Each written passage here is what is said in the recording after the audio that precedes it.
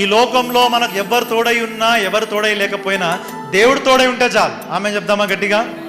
మోషేని దేవుడు ఏర్పాటు చేసుకున్న తర్వాత నిర్గమకాండంలో కనుక మనం చూస్తే, ఇశ్రాయేలు ప్రజలు మొరపెట్టిన తర్వాత దేవుడు వారి మొరను ఆలకించి బానిసత్వం నుంచి బయటికి తీసుకొని వచ్చిన తర్వాత ఆ ప్రజల్ని నడిపించడానికి దేవుడు ఎవరిని ఏర్పాటు చేసుకున్నాడంటే మోషేని ఏర్పాటు చేసుకున్నాడు.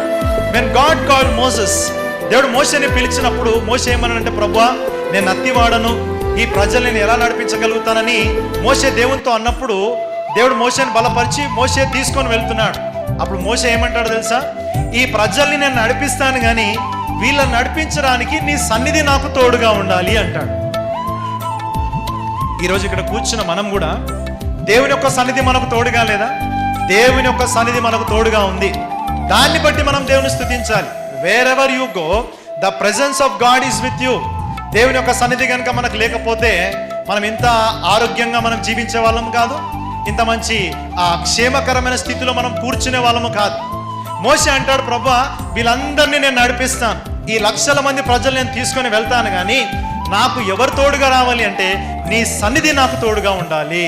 ఆమె చెప్దామా గట్టిగా?